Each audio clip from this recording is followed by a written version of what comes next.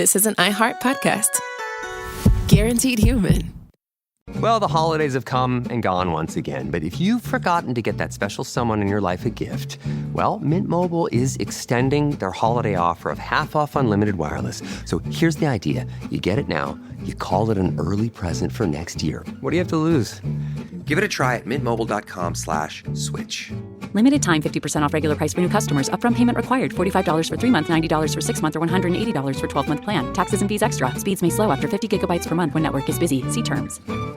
Support for the show comes from Public, the investing platform for those who take it seriously. On Public, you can build a multi-asset portfolio of stocks, bonds, options, crypto, and now generated assets, which allow you to turn any idea into an investable index with AI. It all starts with your prompt. From renewable energy companies with high free cash flow to semiconductor suppliers growing revenue over 20% year over year. You can literally type any prompt and put the AI to work. It screens thousands of stocks, builds a one-of-a-kind index, and lets you backtest it against the S&P 500. Then you can invest in a few clicks. Generated assets are like ETFs with infinite possibilities, completely customizable and based on your thesis, not someone else's. Go to public.com/podcast and earn an uncapped 1% bonus when you transfer your portfolio. That's public.com/podcast. Paid for by Public Investing. Brokerage services by Open to the Public Investing Inc. Member FINRA and SIPC. Advisory services by Public Advisors LLC, SEC registered advisor. Generated assets is an interactive analysis tool. Output is for informational purposes only and is not an investment recommendation or advice. Complete disclosures available at public.com/disclosures.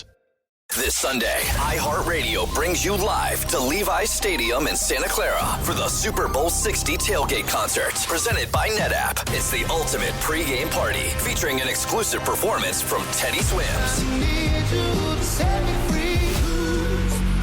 Your front row experience will be on iHeartRadio stations across the country and the free iHeartRadio app this Sunday at 3:30 Eastern, 12:30 Pacific. Then, after the concert, tune in to the Super Bowl 60 pregame show on NBC.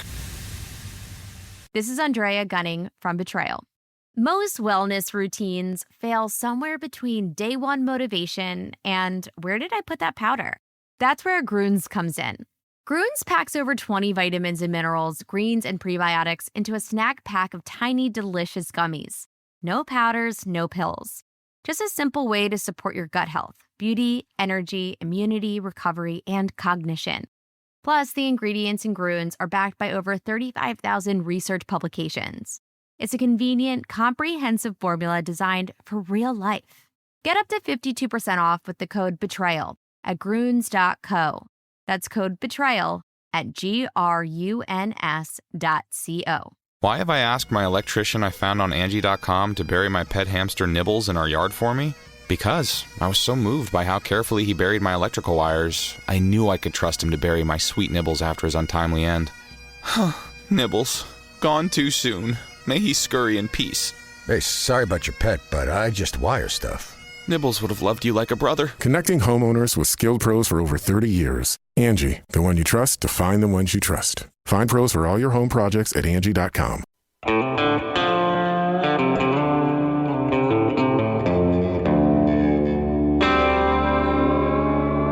Body Bags with Joseph Scott Morgan.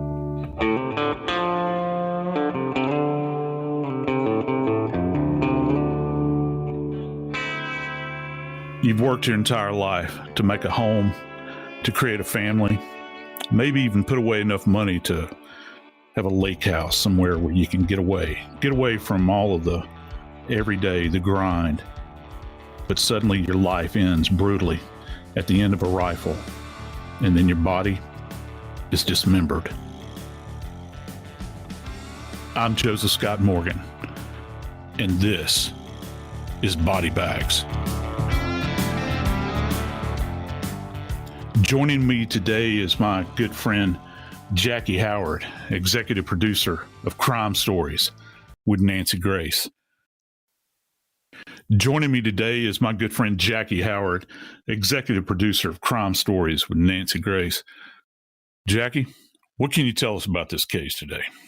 23-year-old Chandler Halderson is charged with first-degree intentional homicide, mutilating and hiding a corpse, and giving false information to authorities. Now, the tension between Halderson and his parents began after it was discovered that he had been lying about a variety of things, including attending Madison Area Technical College. It was Halderson who first reported that his parents were missing. He told police that they had intended to spend the weekend at their lakeside cottage. But according to Chandler Halderson, they did not return as expected. That missing person report was made at approximately 11:30 in the morning. He also told them that maybe they decided to go to a casino. He said their phones were off, or they had no reception, or maybe they were on a boat having some fun. What we find out is Bart and Krista Halderson are missing because their son has murdered them and dismembered the bodies. Joe, there was so much deception in this case, and that really caused a problem with the investigation. When you have so many lies that are being told, what do? How do you start an investigation like this? It's very difficult, Jackie, when you begin to think about it. It's one of these things where you, as an investigator, you begin to look at it and you see it's almost like fishing line that gets tied in this massive knot. Some people call it a bird's nest. And it's your job to go in there and begin to kind of take this thing apart very carefully. You don't want to tear it. You don't want to pull it apart to the point where you break it into pieces. You want to try to unravel it so that you can understand the timeline, because that's what this is all about.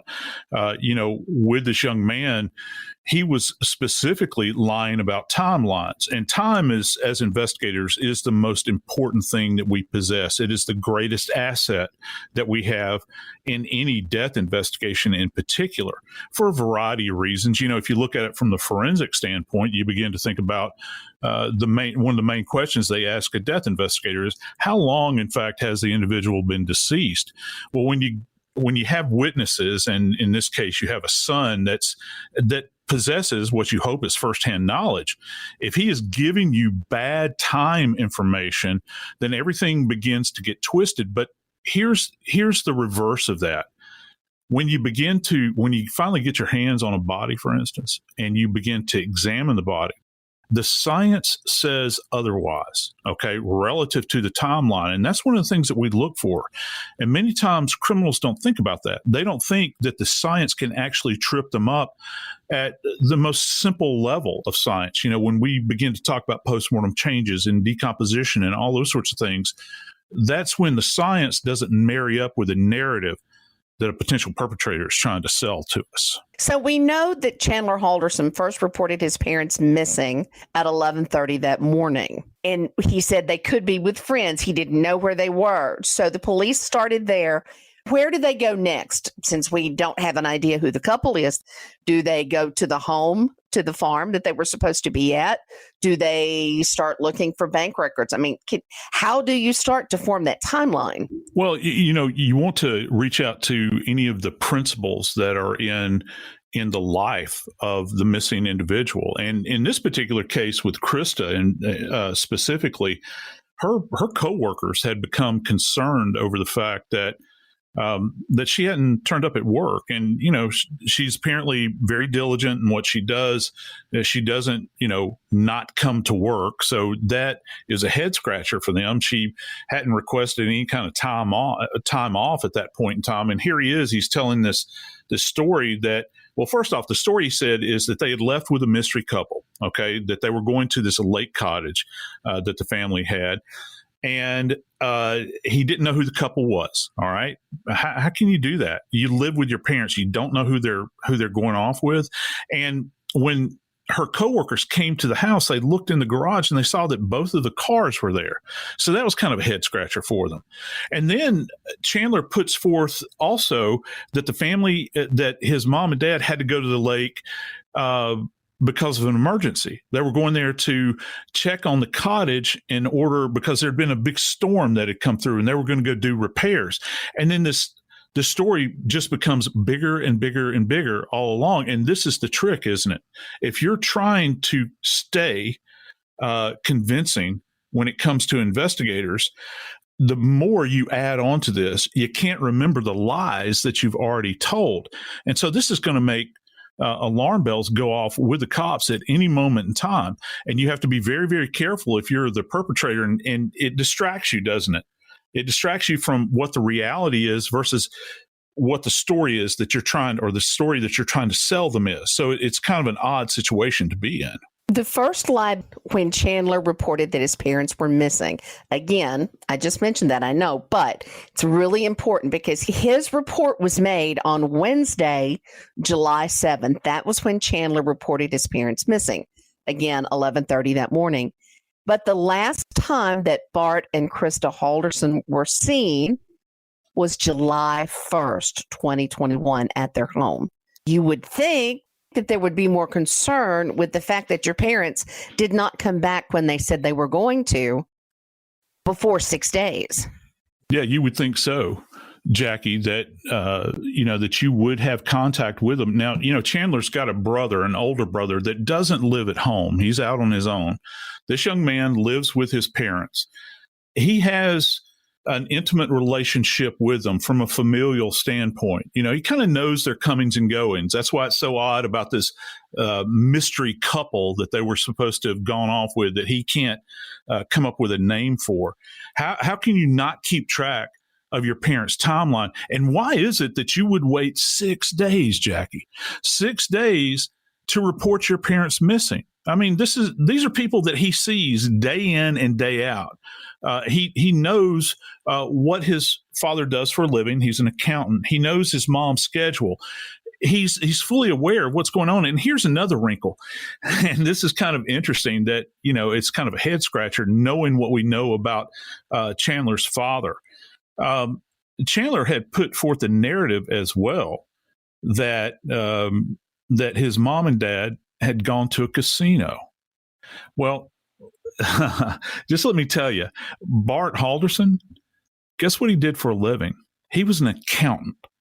And according to his friends, the people that were, quote unquote, in his intimate circle, this guy knew every single cent that he had.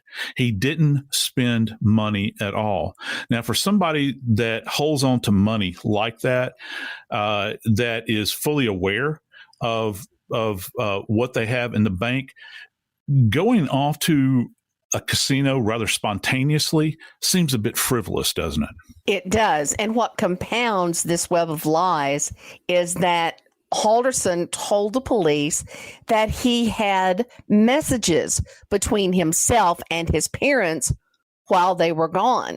Messages are easily traced. You would think that people nowadays would have an understanding. This is not like this took place, 2 decades ago, where, back then text messaging and everything was, it was rudimentary compared to what it is like now, and tracking of phone devices and all of those sorts of things. We are in a connected universe now.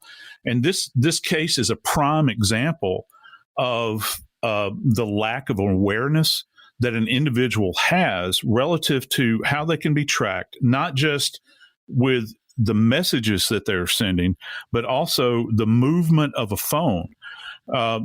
And to keep this in mind, both Krista and Bart's phones were nowhere to be found, at least initially.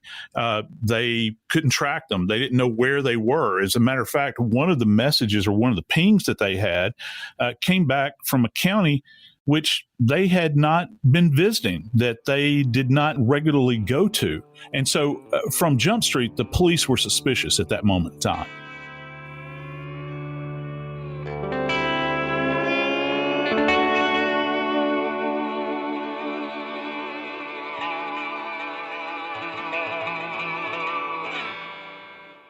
Support for the show comes from Public, the investing platform for those who take it seriously. On Public, you can build a multi-asset portfolio of stocks, bonds, options, crypto, and now generated assets, which allow you to turn any idea into an investable index with AI. It all starts with your prompt. From renewable energy companies with high free cash flow to semiconductor suppliers growing revenue over 20% year over year, you can literally type any prompt and put the AI to work. It screens thousands of stocks, builds a one-of-a-kind index, and lets you backtest it against the S&P 500. 100. Then you can invest in a few clicks. Generated assets are like ETFs with infinite possibilities, completely customizable and based on your thesis, not someone else's. Go to public.com/podcast and earn an uncapped 1% bonus when you transfer your portfolio. That's public.com/podcast. Paid for by Public Investing. Brokerage services by Open to the Public Investing Inc. Member FINRA and SIPC. Advisory services by Public Advisors LLC, SEC registered advisor. Generated assets is an interactive analysis tool. Output is for informational purposes only and is not an investment recommendation or advice. Complete disclosures available at public.com/disclosures. This Sunday, iHeartRadio brings you live to Levi's Stadium in Santa Clara for the Super Bowl 60 tailgate concert, presented by NetApp. It's the ultimate pregame party, featuring an exclusive performance from Teddy Swims. Your front row experience will be on iHeartRadio stations across the country and the free iHeartRadio app this Sunday at 3:30 Eastern, 12:30 Pacific. Then, after the concert, tune in to the Super Bowl 60 pregame show on NBC. Hi, I'm Cindy Crawford, and I'm the founder of Meaningful Beauty. When Dr. Sabah and I decided to do a skincare line together, he said to me, "We are going to give women meaningful beauty." And I said, "That's exactly right. We want to give women meaningful beauty," which means each and every product is meaningful. It has a reason to exist. It's efficacious. You're going to get results. And then you just go out and live your life. Meaningful Beauty. Confidence is beautiful. Learn more at meaningfulbeauty.com. Why have we asked our contractor we found on Angie.com to be our kids' legal guardian? Because he took such good care when redoing our basement that we knew we could trust him to care for our kids, all 8 of them, should something happen to us. Are you my dad now? No, sorry, I do basements. Connecting homeowners with skilled pros for over 30 years. Angie, the one you trust to find the ones you trust. Find pros for all your home projects at Angie.com. Well, the holidays have come and gone once again, but if you've forgotten to get that special someone in your life a gift, well, Mint Mobile is extending their holiday offer of half off unlimited wireless. So here's the idea. You get it now. You call it an early present for next year. What do you have to lose? Give it a try at mintmobile.com/switch. Limited time 50% off regular price for new customers. Upfront payment required. $45 for 3 months, $90 for 6 months, or $180 for 12-month plan. Taxes and fees extra. Speeds may slow after 50 gigabytes per month when network is busy. See terms.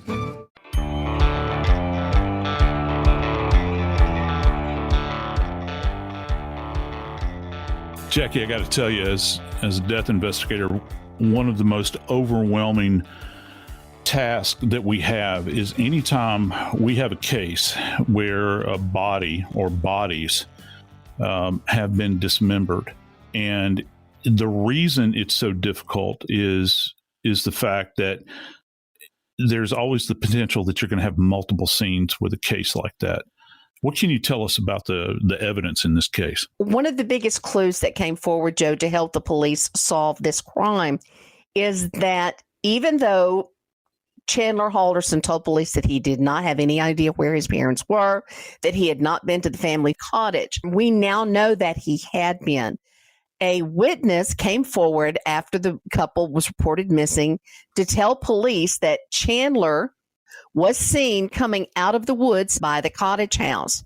And that gave the police a place to start searching. And it is in that search that they found the remains, or partial remains, I should say, of Bart Halderson.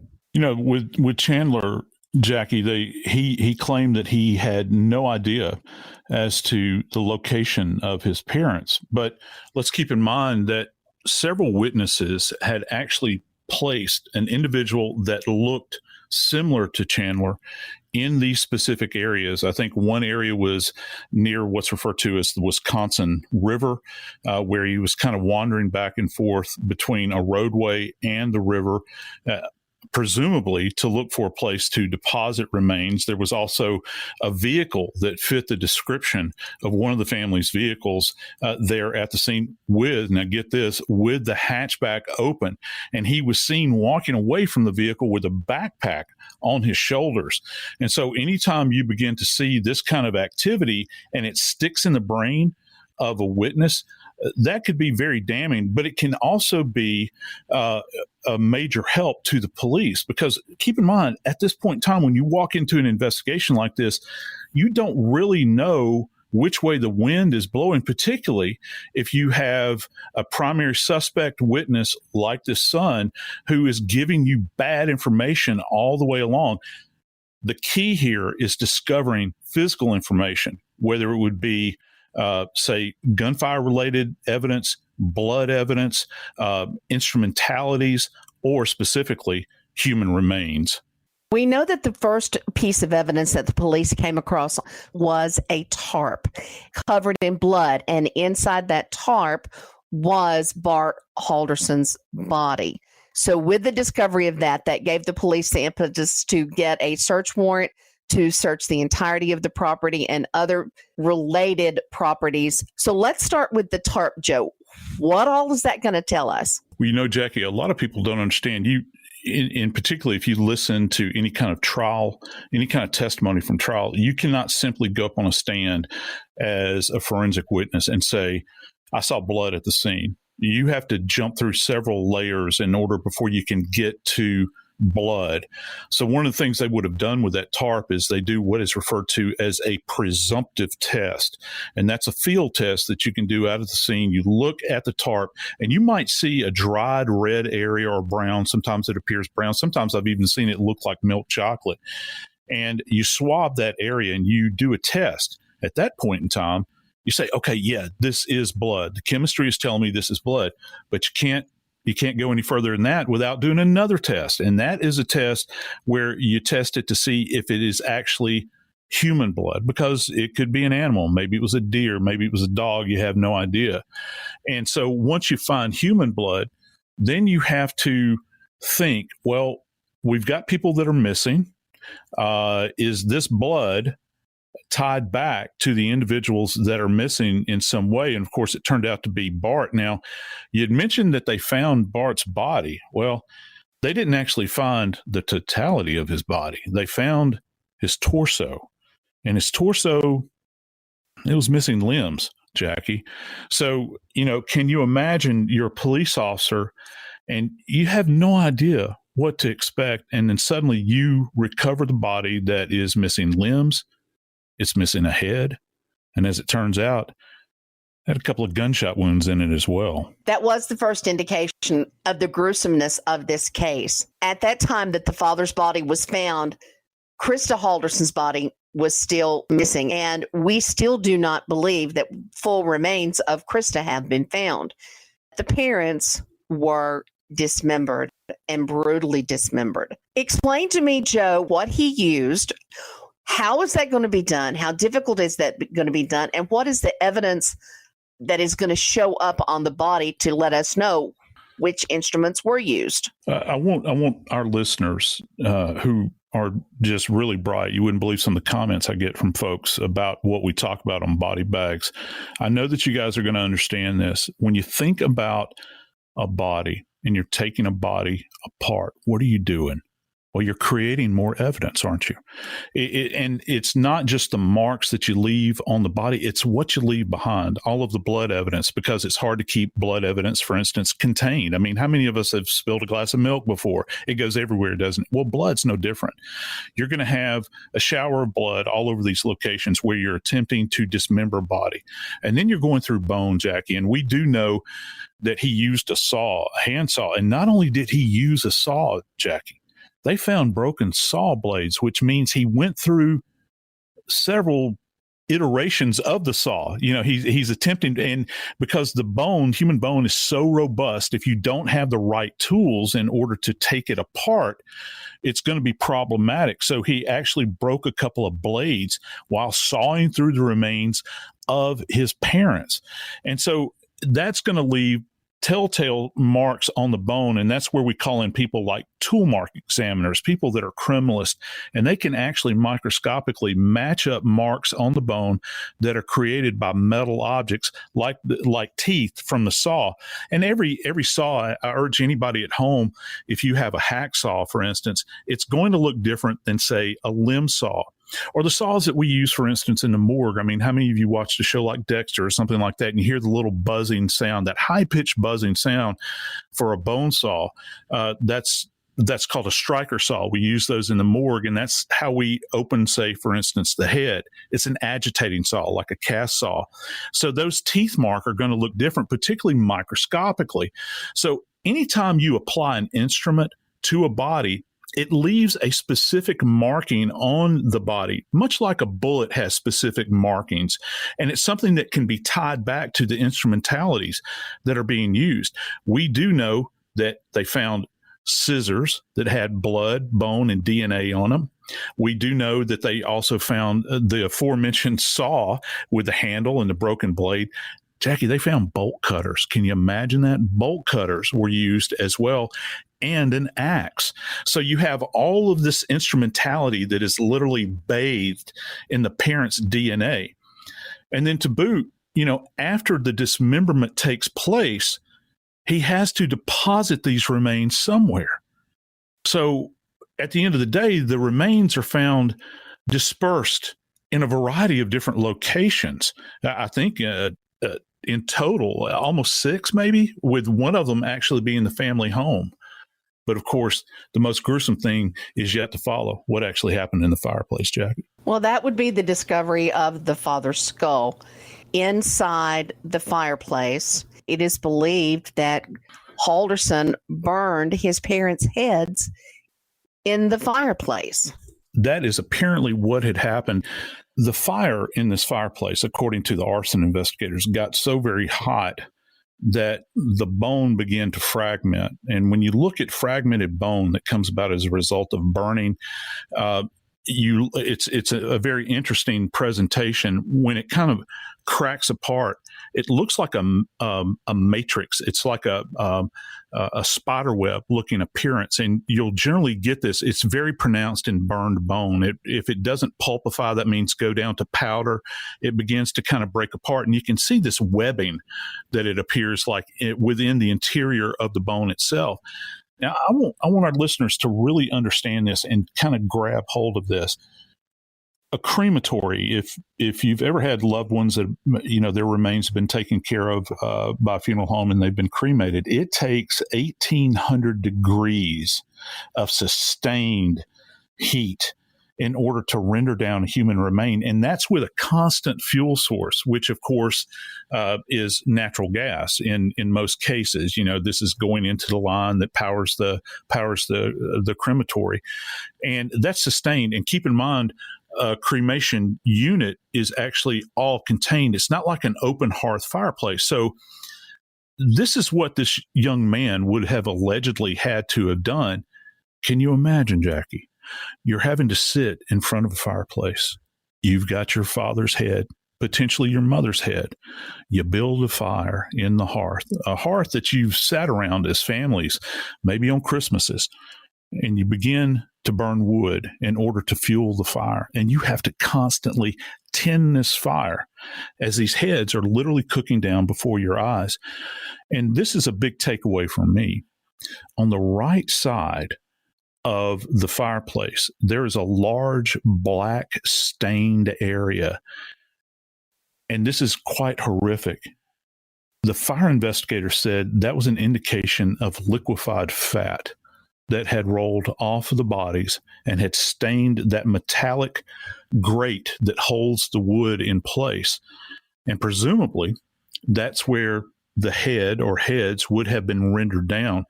Now, apparently, there was an attempt made to push. There's an ash trap in the base of the fireplace, and the individual had opened the ash trap and pushed these ashes down into the ash trap, and they had fallen behind a wall. It's like this catch area that they had.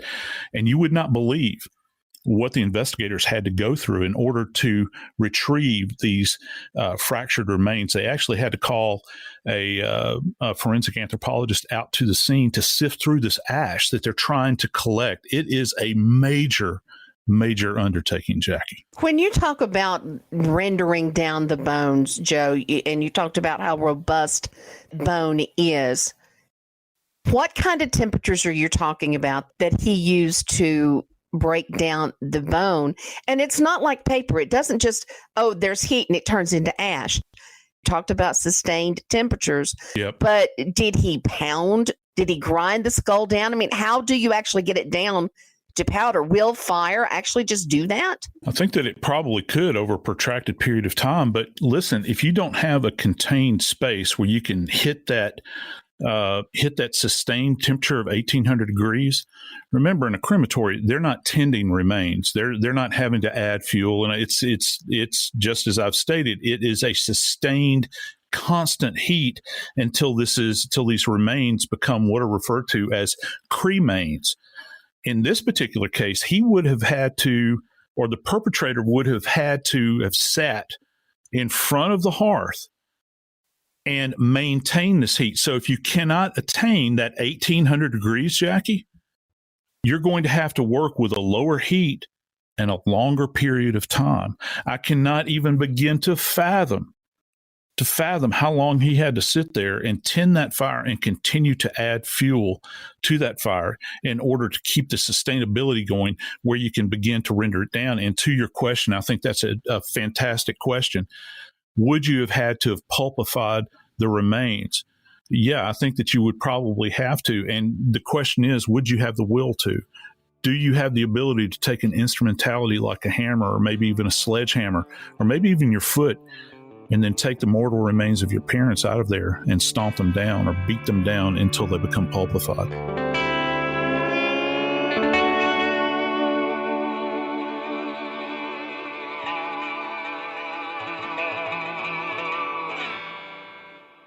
Support for the show comes from Public, the investing platform for those who take it seriously. On Public, you can build a multi-asset portfolio of stocks, bonds, options, crypto, and now generated assets, which allow you to turn any idea into an investable index with AI. It all starts with your prompt. From renewable energy companies with high free cash flow to semiconductor suppliers growing revenue over 20% year over year, you can literally type any prompt and put the AI to work. It screens thousands of stocks, builds a one-of-a-kind index, and lets you backtest it against the S&P 500. Then you can invest in a few clicks. Generated assets are like ETFs with infinite possibilities, completely customizable and based on your thesis, not someone else's. Go to public.com/podcast and earn an uncapped 1% bonus when you transfer your portfolio. That's public.com/podcast. Paid for by Public Investing. Brokerage services by Open to the Public Investing Inc. Member FINRA and SIPC. Advisory services by Public Advisors LLC, SEC registered advisor. Generated assets is an interactive analysis tool. Output is for informational purposes only and is not an investment recommendation or advice. Complete disclosures available at public.com/disclosures.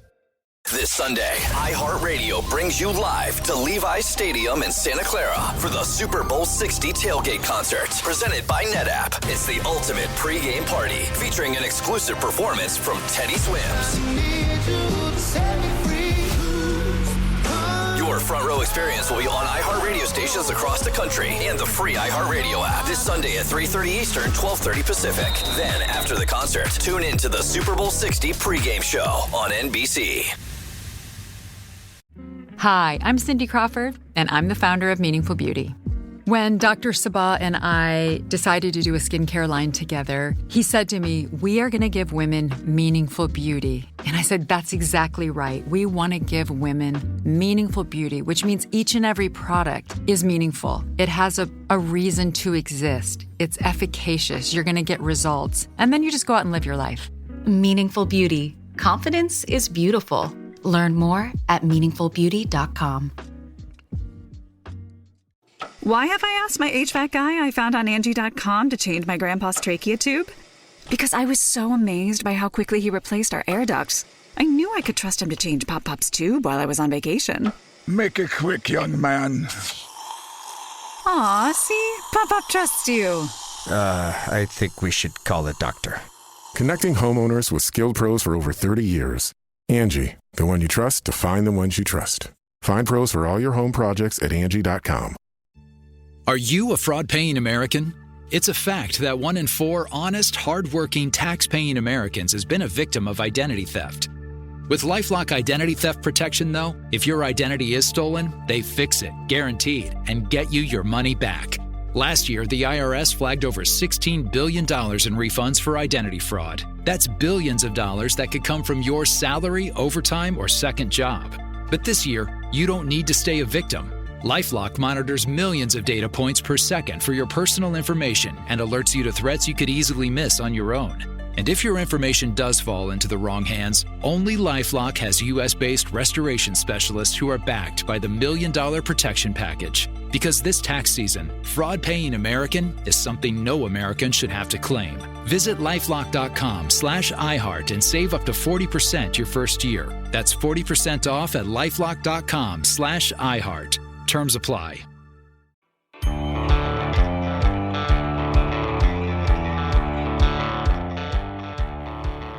You know, in its totality, when you begin to look at this case, you can see how much activity is involved in this. You know, we're talking about the disappearance. We're talking about the murder, the homicide, and then we're talking about dismemberment. And, you know, as I previously stated, Jackie, yeah, I mean, the idea here is that everywhere you go, even going back to my favorite forensic scientist of all time, Edmond Lacard, who stated that every contact leaves a trace. He said that over 100 years ago. This is a perfect example of that happening here. Every contact left a trace in this case. Well, I think the obvious answer here is that Halderson contacted his parents in just about every location of that home. DNA and blood found throughout the home. Police do believe that the parents were shot in the home with the DNA that was found. It was even found on his shoes and in the walls. How did that part of the investigation progress? You know, once the police had a search warrant into the Halderson home, they really took their time once they were in there. And keep in mind, when you have a search warrant to go through a home, it gives you license to be in there for a protracted period of time. You can take your time. It's a controlled environment, and you want to be very, very careful. But through their care in this investigation, what the police discovered was, first off, they found mom and dad's phone. They were hidden away. And I think, if I remember correctly, they were hidden away on a shelf beneath an old pair of shoes, if I'm not mistaken. But the other thing that they found were several spent casings, which the caliber was 7.62 by 39, which, if folks are familiar with firearms, that's actually the same round that an AK-47 platform or an AK platform utilizes. In this case, when the police began to search through the home, they pulled back part of the wall that was kind of hidden, and they discovered what turned out to be an SKS rifle that actually fires this same shell casing that they found, the same ammo that they found with the spent brass at the scene. And so that was a specific tie back to these injuries that Bart had sustained. He had the forensic pathologist actually testified that one of the rounds traveled through his spine, smashed it, and cut through his spinal cord.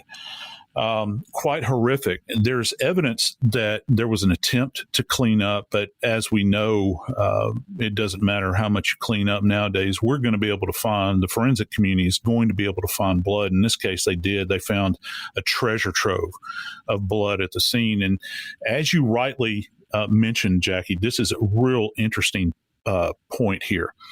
They found Bart and Krista's blood droplets, and they identified those through DNA on the exterior of a pair of shoes there. But guess what they did? They swabbed the interior of the shoe. And guess what the only DNA was that they found on the interior of the shoe? That was Chandler's. And so you've got this kind of odd marriage between a son and his parents in death, where their evidence is being borne out in the shoes that he utilized as he was taking their bodies apart in their home. You said something very specific there, Joe, talking about blood droplets. One of the things that I have learned from listening to you and Nancy Grace is there's a difference in the way blood falls. Can you explain that to me? Yeah, absolutely, Jackie. We'll get you can have various forms of blood staining that take place. You have like a dynamic form, a very dynamic form, where we measure velocity, where we'll talk about low velocity. And if you think and kind of break this down for you, you think about low velocity blood staining, that's going to be where someone, let's say, for instance, is punched. Okay, that's about as much velocity as a human punch could sustain, or maybe a stomp. Okay, the blood droplets will be rather big. Then you go up to a medium velocity. Okay, and the medium velocity is going to be, say, if an individual is struck with a bat or they're hit with a machete or something like that, where you can leverage force. All right, that'll be medium velocity. And then you have high velocity, which is this kind of fine particulate or histamine-like spray that comes off. And that's generally associated, and is almost always associated with gunfire. And so those are the three types of dynamic blood staining that we have. Now, you do have other types. You have this kind of passive dripping. Say, for instance, if back to somebody being punched, if you have a bloody nose, and many people have, as you're standing there and the blood is falling from your nose, that's kind of a passive droplet. The droplets remain large and that sort of thing. And then you have transfer blood, which is where you brush up against something or you grab something and blood is transferred onto a surface. So all of these types of blood droplets and blood staining are very specific, and somebody that is a blood expert can actually kind of ferret through this and understand this, and they can actually tell a tale. So if you have blood droplets on a shoe, say for instance in this case, the thing that you want to think about, well, we know that there was a firearm involved, right? So is it a high velocity blood stain where you have this kind of fine histamine spray that's on the surface of the shoe and kind of on the tongue of the shoe and this sort of thing? Or is it this kind of passive dripping that's taking place as if you were, say, for instance, sawing a remain? All right. Or is it a transfer? Is this a transfer where, for instance, you've got a bloody surface, say like an arm, that's been dismembered or taken away from a body, and you brush up against it with your shoe, and this creates this kind of swath, this blood swath that's on the shoe itself, on the surface. So we look at this, and the dynamics of the blood itself can tell us a tale about what actually happened. I'm Joseph Scott Morgan, and this is Body Bags.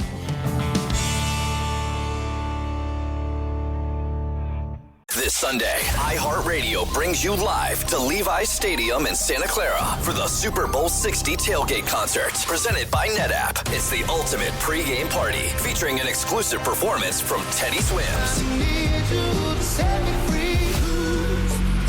Your front row experience will be on iHeartRadio stations across the country and the free iHeartRadio app this Sunday at 3:30 Eastern, 12:30 Pacific. Then, after the concert, tune in to the Super Bowl 60 pregame show on NBC.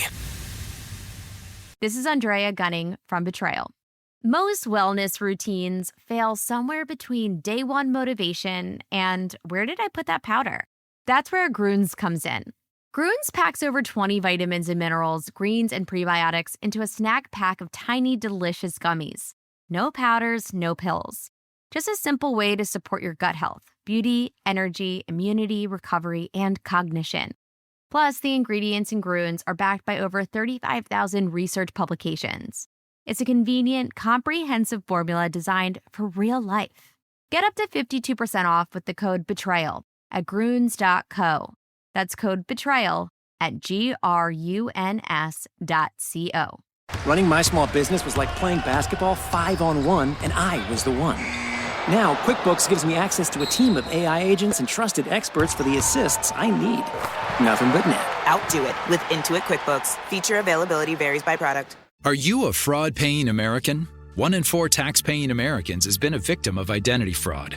With LifeLock, if your identity is stolen, they fix it, guaranteed, or your money back. Last year, billions in refunds were stolen. Could be from your salary, overtime, or second job. Gone. But this year, you don't need to stay a victim, because this tax season, fraud-paying American is something no American should have to claim. Save up to 40% your first year. Visit lifelock.com/iHeart. Terms apply.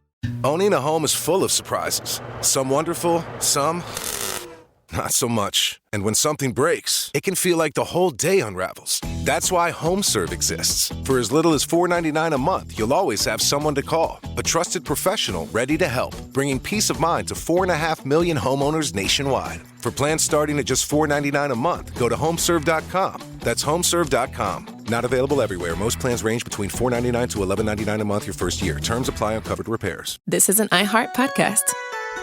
Guaranteed human.